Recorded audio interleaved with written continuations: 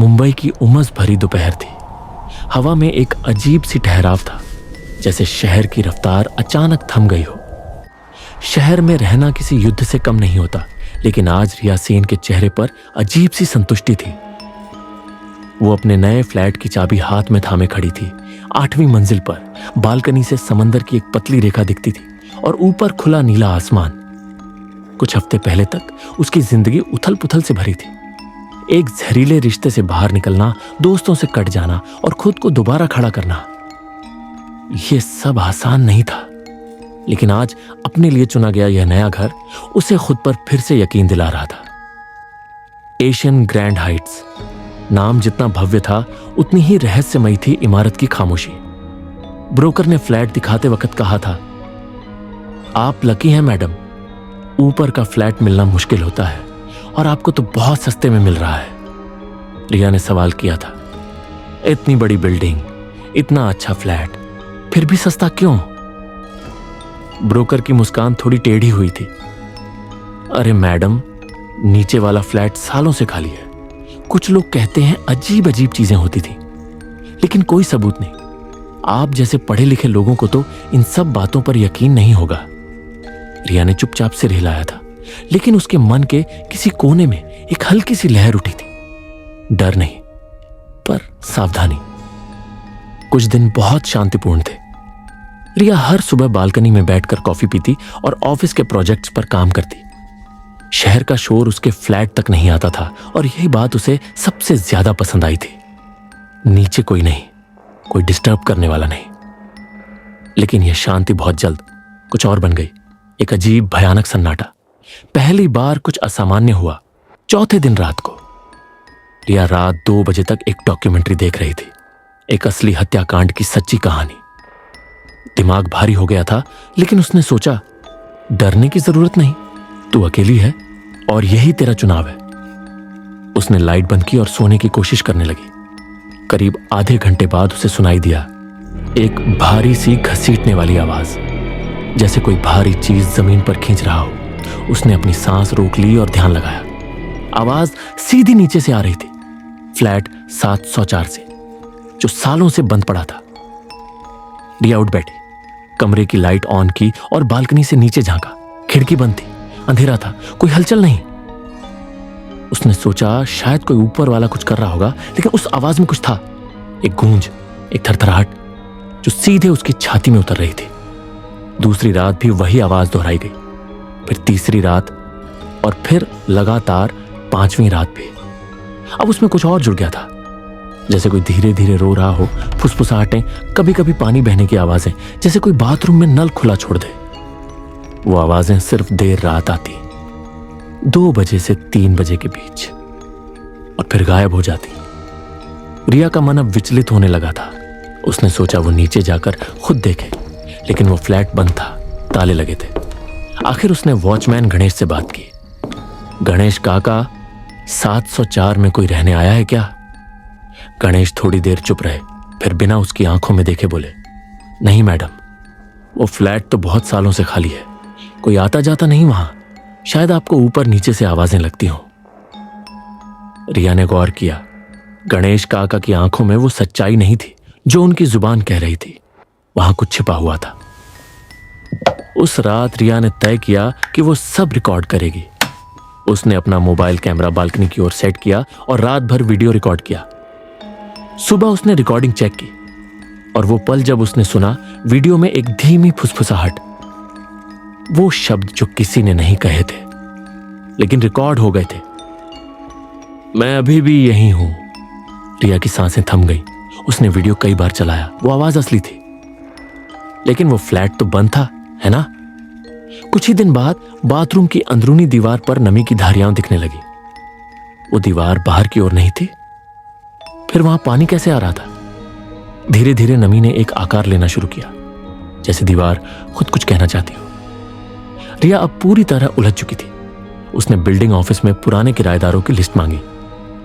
Flat 704, अंतिम नाम नेहा कपूर, 28 वर्ष, अकेली, कंटेंट एडिटर, और status disappeared, no handover, no complaint filed. उसने सचिव शर्मा से पूछा, नेहा कपूर के साथ क्या हुआ? शर्मा जी का चेहरा कठोर हो गया। मैडम, इन सब बातों में मत पड़िए। हम यहां आपको सुरक्षित रखने की कोशिश कर रहे हैं। हर बिल्डिंग की एक कहानी होती है, आप नहीं हैं। ध्यान अपने काम पर दीजिए। रिया को अब कोई रोक नहीं सकता था। उसने इंटरनेट पर लॉक पिकिंग सर्विस खोजी और एक आदमी को बुलाया। रात 2 बजे जब पूरा सोसाइटी सो रहा था, उन्होंने फ्लैट 704 का ताला खोल दिया। अंदर की हवा ठंडी और बासी थी, जैसे वहां सालों से कोई सांस नहीं ले रहा हो। फर्श पर धूल की मोटी परत थी, लेकिन उन धूलों के बीच छोटे छोटे पैरों के निशान थे।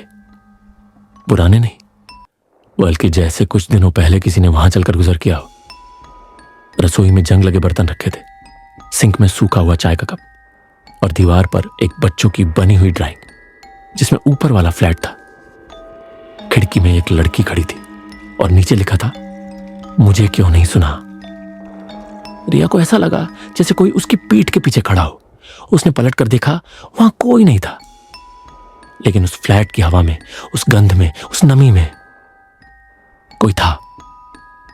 वो भागकर अपने फ्लैट लौटी, दरवाजा बंद किया और कांपते हाथों से मोबाइल निकाला। उसने पिछले हफ्तों के वीडियो क्लिप्स फिर से देखे और अब वो चीजें साफ दिखने लगी जो पहले नहीं दिखती थी। शीशे में पीछे खड़ी परछाई, टेबल पर रखा कप अपने आप हिलता हुआ, बालकनी के बाहर एक फीका सा चेहरा। सीसीटीवी फुटेज निकलवाने पर साफ दिखा। रिया जब बाहर जाती थी तब फ्लैट 704 की लाइट अपने आप जलती थी और बंद हो जाती थी। एक दिन वो भी गायब हो गई। पुलिस आई, कोई जबरदस्ती का निशान नहीं मिला। दरवाजा अंदर से बंद था, मोबाइल ऑन, लाइट जल रही थी, लेकिन रिया जैसे हवा में घुल गई थी। एक हफ्ते बाद नया किराएदार आया, अर्जुन, एक वीडियो एडिटर। उसे फ्लैट सस्ता मिला, वो खुश था। तीसरी रात जब नीचे से वही आवाजें आईं, फर्नीचर खिसकने की, और फिर एक औरत की धीमी सिसकियां, वो घबरा गया। और फिर दीवार पर एक नई ड्राइंग दिखाई दी। अब खिड़की में 2 लड़कियां बन खड़ी थीं। शायद एक दिन 3 होंगी।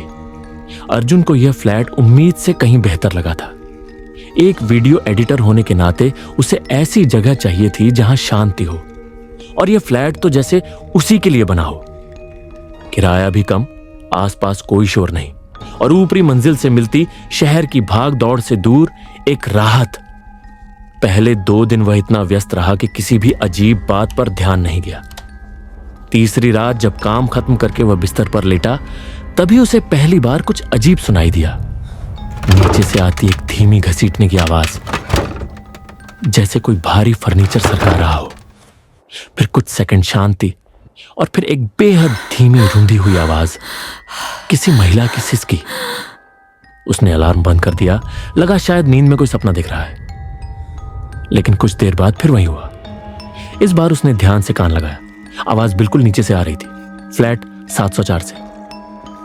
अर्जुन सुबह वॉचमैन से मिला और कैजुअली पूछा, नीचे कोई है क्या 704 में? गणेश काका ने कुछ सेकंड देखा, फिर जैसे रिकॉर्डेड लाइन पढ़ दी, नहीं साहब, वो फ्लैट तो खाली है कई सालों से। अर्जुन ने बात को नजरअंदाज किया, लेकिन वो रातें अब उसे बदलने लगी थी। अब वो अकेले में बैठा होता तो महसूस करता कि कमरे में कोई और है।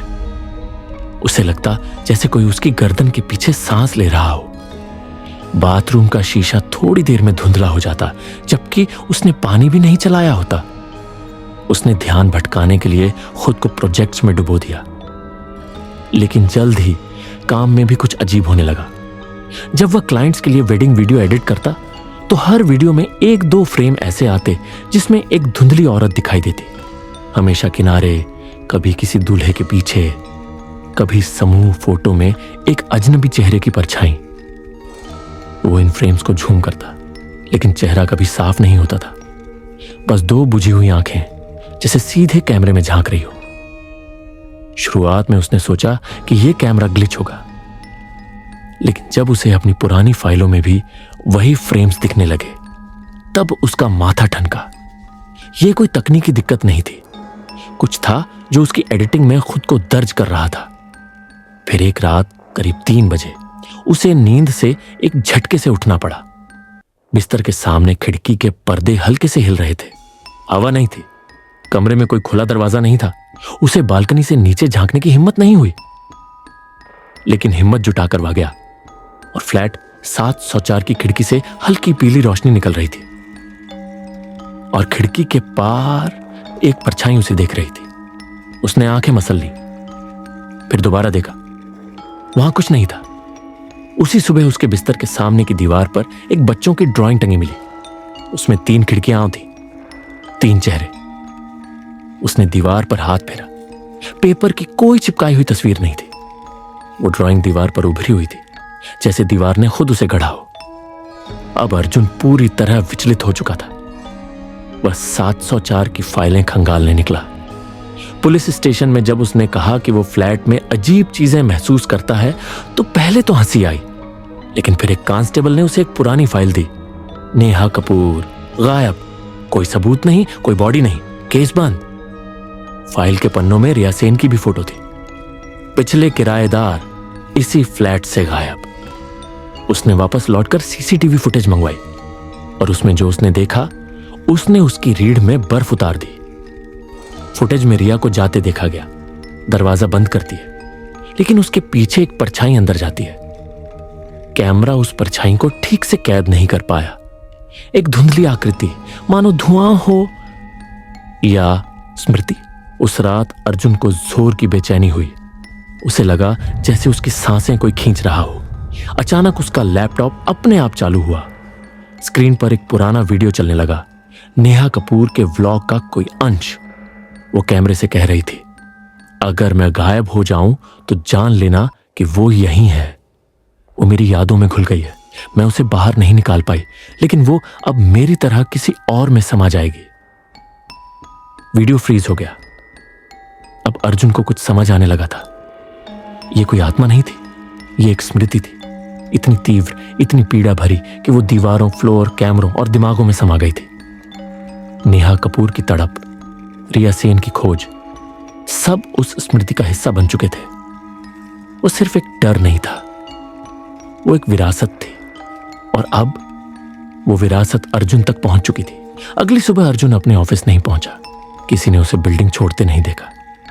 पुलिस आई, फ्लैट 803 अंदर से लॉक था, लैपटॉप ऑन और स्क्रीन पर वीडियो रुका हुआ था। नेहा की आंखें सीधा कैमरे में घूरती हुई। सोसाइटी ने फ्लैट को फिर से सील कर दिया। 1 साल बाद उसी फ्लैट में एक नई लड़की आई, पत्रकार थी, नाम था आकांक्षा। दूसरे हफ्ते उसकी कॉल बेल बार बार अपने आप बजती रही। तीसरी रात वो दीवार पर कुछ देखने लगी, एक नई ड्राइंग। अब उसमें 4 चेहरे थे।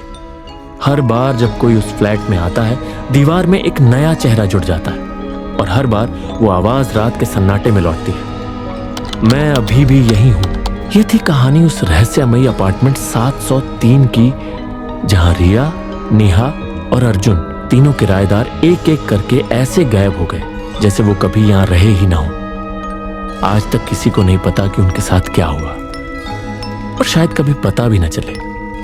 अगर आपको ये डरावनी कहानी पसंद आई हो तो वीडियो को लाइक करें, चैनल को सब्सक्राइब करें और बेल आइकॉन दबाना न भूलें, ताकि अगली बार जब हम आपके लिए एक और सिहरन पैदा करने वाली कहानी लेकर आए तो सबसे पहले डर आपके दरवाजे पर दस्तक दे।